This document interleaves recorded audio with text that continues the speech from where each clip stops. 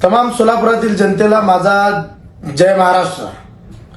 मित्रांनो, आज तुमच्या सोबत काही गोष्टी महत्वाच्या गोष्टीवर चर्चा करण्यासाठी मी उपस्थित आहे।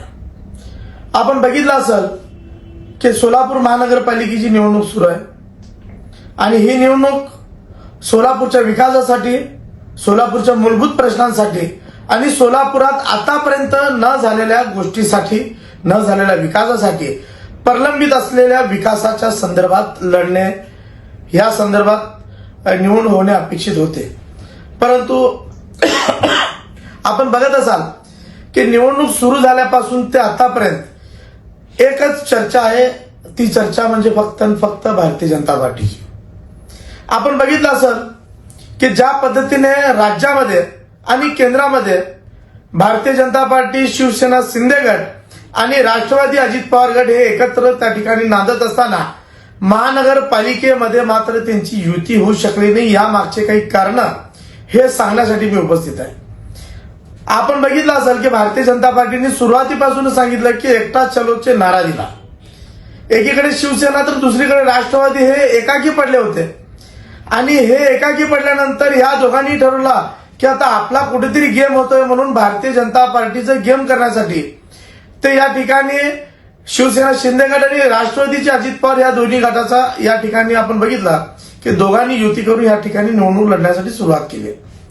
एकीकडे आपण बघितलं असेल, एकीकडे भाजप आहे तर दुसरीकडे शिंदे गट, तिसरीकडे अजित पवार हे केंद्रात एकत्र असलेले पक्ष हे तीन वेगवेगळ्या, जसं हे रिक्षाचे तीन चाक असतात तर त्या पद्धतीने न चालता की तिन्ही रिक्षाचे तीन तुटलेले चाक या पद्धतीने ते बाहेर फिरतायत आणि एकत्र न लढता त्या ठिकाणी वेगवेगळ्या लढण्यात पसंत केले। आणि आपण बघितलं असेल की या ठिकाणी काँग्रेस असेल, शरद पवार चंद्रांची शिवसेना, राष्ट्रवादी असेल, उद्धव ठाकरेंची शिवसेना असेल, एमआयएम असेल, हे बाकीचे पक्ष त्याने या ठिकाणी निवडणूक लढतायत। परंतु आपण बघितलं असेल की या ठिकाणी प्रभाव मात्र भारतीय जनता पार्टीचा सगळीकडे दिसून येत आहे। याचे कारणही तसंच आहे। भारतीय जनता पार्टीचे काही आमदार, काही कार्यकर्ते हे निवडणूक लागण्यापूर्वीपासून सांगत आहेत की 65+ आम्ही पुढे आहोत। हा नेमका आकडा कुठून त्यांच्याकडे आला हा माहित नाही, हे संशोधनाचा विषय आहे। काल एक महाशय भेटले होते, जबाबदार व्यक्ती भारतीय जनता पार्टीचे, ते सांगतात भाई 65 कुठं, आता तर 75+ होणार आहे। मला काय म्हणायचं, जर 75+चा आकडा आपल्याकडे असेल तर बिचारे या राष्ट्रवादी काँग्रेस, शरद पवारचंद्र हे काँग्रेस, हे एमआयएम आणि इतर लोकांच्या खिशात थोडे राहिलेले पैसे सुद्धा तुम्ही खर्च करायला लावता, तेवढं ते त्यांच्याकडे ठेवा। तुम्ही ठरवून द्या ना की सगळ्या पक्षाला आम्ही शरदचंद्र पवारला 5 जागा देतो, अजित पवारला 2 देतो, उद्धव ठाकरेंच्या शिवसेनेला 4 देतो, हे तुम्ही ठरवून निवडणूक न घेतच जाहीर करून टाका ना। आज बघितलं असेल की पूर्व भागामध्ये एक राष्ट्रवादी काँग्रेसमध्ये असणारा एक उमेदवार ते प्रचार करत करत भाजपमध्ये निघून गेला। अरे काय चाललंय, काय काही समजायला काही जागाच नाहीये।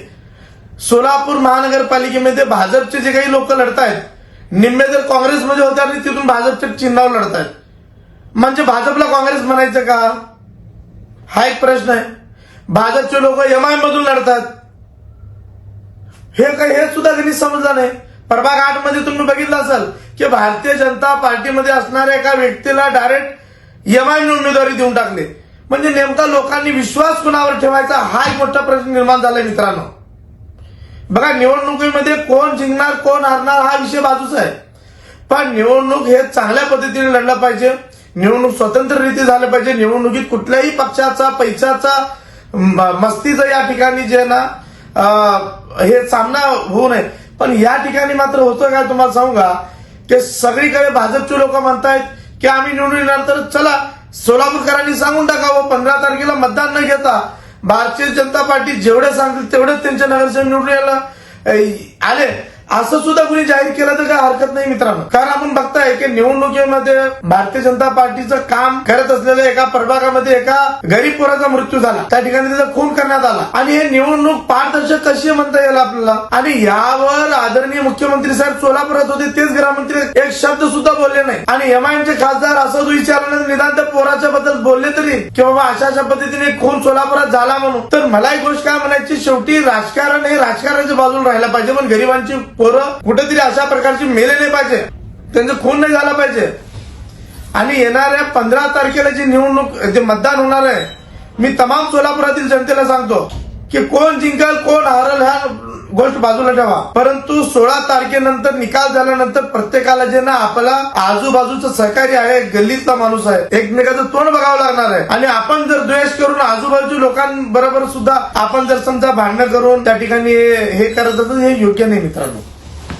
तर मी तमाम सोलापूरकरांना सांगतो की भारतीय जनता पार्टी चालते, चालू दे त्यांच्या पद्धतीने. इतरही पक्ष चालतील, त्यांचे पक्ष त्याच पद्धतीने चालू द्या. मला काही कुठल्या पक्षाबद्दल बोलायचं नाही आणि कुठल्या पक्षाला मत द्या किंवा देऊ नका हा सुद्धा सांगण्यासाठी मी या ठिकाणी उपस्थित नाहीये.